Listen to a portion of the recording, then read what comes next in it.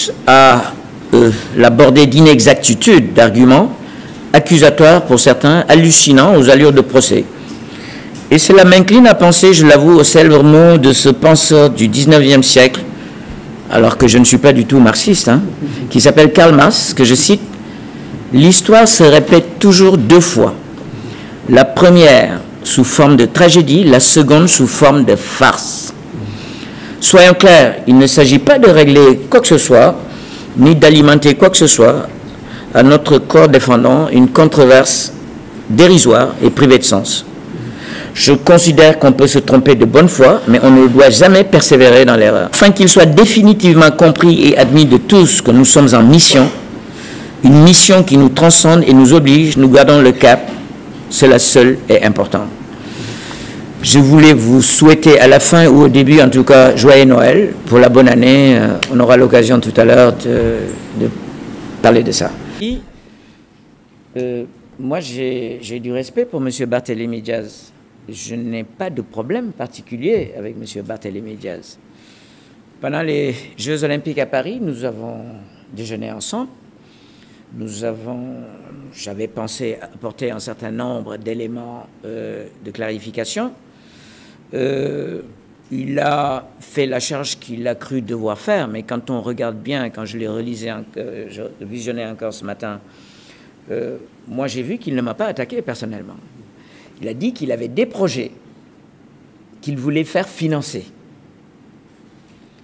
Moi, je ne suis pas contre, mais le seul problème, c'est que, nous, dans le comité d'organisation des Jeux Olympiques, nous sommes régis par des textes, comme dans tous les comités d'organisation, que ce soit de Paris 2024, de Tokyo, de Londres, tous les comités d'organisation, il y a des règles. Et ça ne vous a pas échappé que pour les Jeux de Paris, ce n'est pas le COJOS qui a donné de l'argent à la mairie, c'est plutôt le contraire. Et ce que la mairie a donné est quasiment l'équivalent de notre budget de fonctionnement pour le comité d'organisation des Jeux de Dakar. Mais je pense qu'il n'avait peut-être pas tous les éléments. C'est sans doute pour ça qu'il s'est risqué sur ce terrain. Vous l'avez dit aussi que oui, il a fait beaucoup de choses pour moi. Ben, je l'en remercie d'avance. Il me dira sans doute ce qu'il a fait pour moi. Je ne dis pas que l'enfer est pavé de bonnes intentions, mais je suis toujours à l'écoute des gens qui vous veulent du bien et qui vous apportent quelque chose. Encore une fois, je n'ai pas de problème personnel avec M. Diaz. Alors, Ibrahima Ouad, Diagnandia. Ibrahima, c'est pas, contrairement à ce qu'un journaliste a dit d'ailleurs, avec beaucoup d'amitié et d'affection, Ibrahima, c'est pas Diagna, Diagna, c'est pas Ibrahima. Nous sommes ensemble. Nous sommes ensemble. Et ça ne date pas de l'organisation des Jeux. Il a toute ma confiance. Ça, c'est clair et net, c'est un paramètre fixe. Tout le reste, c'est des variables. Ensuite, oui, Tony Estanguet, Anne Hidalgo, je me demande pourquoi on les invite dans un débat qui se passe au Sénégal, même s'ils ne s'entendaient pas, ce que je ne pense pas, en tout cas pas ce que j'ai lu dans la presse. Vous savez qu'il y a ce qu'on appelle les Lumières de Noël à Paris, sur les Champs-Élysées. Chaque année, on prend une grande star du cinéma, de la chanson, connue. Cette année, Anne, d'elle-même, ça relève de son autorité, a choisi Tony Estanguet. Je pense que ça ne vous a peut-être pas échappé. S'y ajoute que, c'est vrai, moi j'ai une proximité réelle avec Tony, j'ai une proximité réelle avec la maire de Paris. Tony est venu me visiter au Sénégal. Donc ça, je ne crois pas que ce soit... C'est un épiphénomène. Pour les anciens athlètes, c'est une très bonne question parce que nous avions fait cet exercice il y a très longtemps en invitant les athlètes de 1964. Ils étaient 5 vivants. Il y en a un, malheureusement, qui est mort il y a quelques centaines, ici présent, je parle sous son contrôle, c'est la mémoire vivante de notre organisation, comme disait Feu Lamine Diack. Il pourra sans doute vous éclairer là-dessus. Moi, je les reçois, je n'ai pas de problème. El Hadj Amadou Diaba, vous savez que le CIO accrédite simplement les 3 derniers jours pour certains athlètes. Moi, j'avais une accréditation pour une conjointe ou un invité ou un ami ou un Dordi Diamant. J'ai choisi d'accréditer Amadou Diaba au même titre que moi. Il n'y avait pas droit. Il est resté à Paris avec moi. Il avait les clés de ma chambre à l'hôtel. Je m'en suis occupé autant qu'on peut le faire. Maintenant, moi, je ne gère pas des arrière-pensées.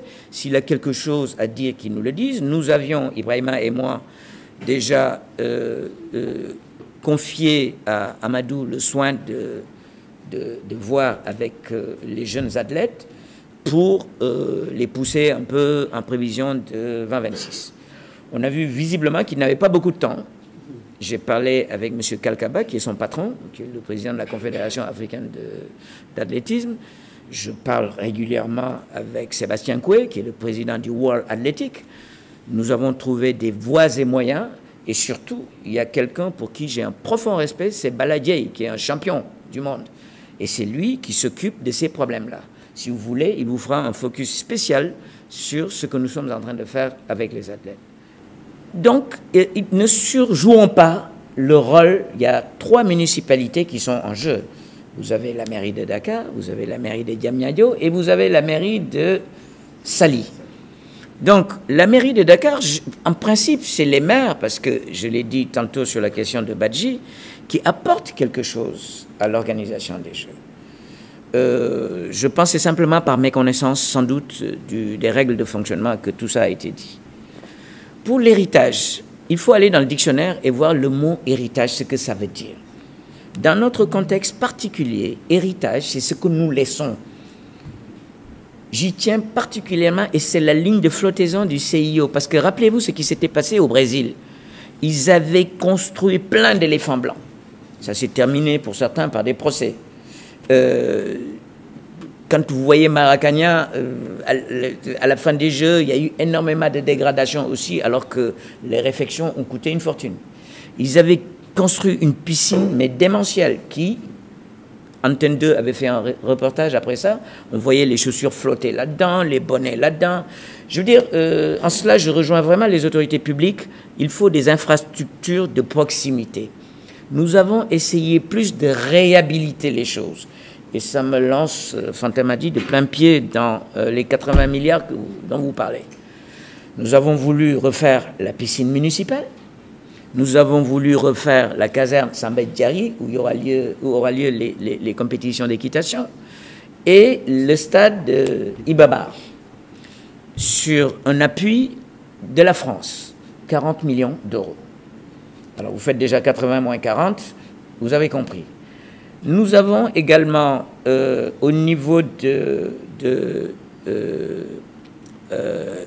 un poste très lourd, puisque ça revient au pays organisateur, c'est le poste transport. Quand il y a eu Paris, moi, le CIO m'a envoyé mon billet d'avion. Ils l'ont envoyé à nos équipes.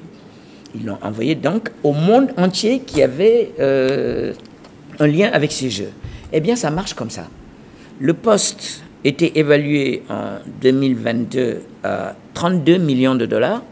Simplement, comme la jauge s'est resserrée, on n'a plus autant de disciplines, à mon grand dam d'ailleurs, et au grand détriment de certaines disciplines sportives qui nous écrivent régulièrement pour nous dire qu'ils veulent vraiment qu'on remette dans les Jeux leur discipline. Ça coûte donc une fortune. S'y ajoute, nous, ce qu'on aime, en tout cas moi, je l'assume, le thieboudian, le riz au poisson, donc, et le machin, ça, c'est pas une alimentation pour sportifs. Nous sommes obligés d'avoir donc des procédures et un appel d'offres précis sur la nourriture des athlètes. Ça aussi, c'est un poste qui coûte beaucoup d'argent. Ibrahima, je lui demanderai de revenir un peu plus tard. Et puis, on a la contrepartie et la quotité, c'est cible.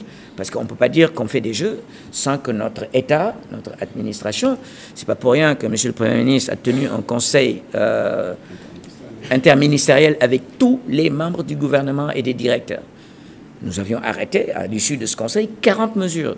Les journalistes, vous avez couvert tout ça et je vous en remercie. Donc, vous voyez, c'est pas... Et j'ajoute, nous avons pris l'un des meilleurs cabinets, de mon point de vue, c'est le cabinet Mazars.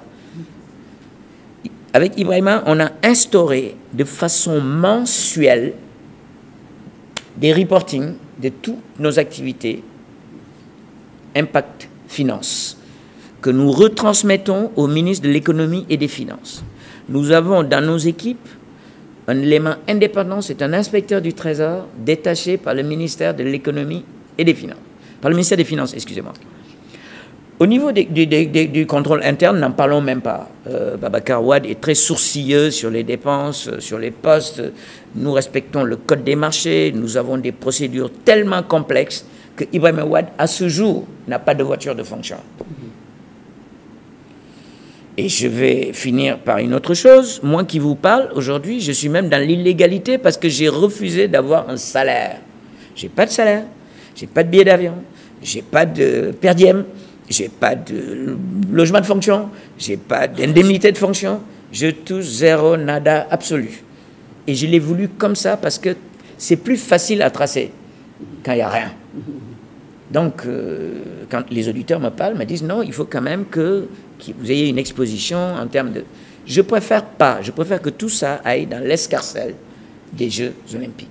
Et nous voulons vraiment, à la reddition des comptes, à l'issue de ces Jeux, c'est ce que M. le Premier ministre nous a dit, vous travaillez bien, mais je ne vous félicite pas maintenant, je vous verrai à l'issue des Jeux. Et on veut faire comme Paris 2024, laisser un excédent si c'est possible. C'est le vœu d'Ibrahima, c'est le vœu de Lamotte, de Seydina, de toute l'équipe qui est autour de moi ici. Donc, j'espère que ça rassure vraiment les gens qui pensent peut-être qu'il y a une ambiance bamboula et qu'on se partage des choses qui n'existent pas. C'est pour les informer que nous avons tenu à faire ce point de presse et surtout pour vous saluer parce que chaque année, je le fais, suivi d'un déjeuner. C'est un exercice dans tous les comités olympiques. Mes amis de Côte d'Ivoire m'ont dit qu'ils ont fait leur truc hier. Donc voilà.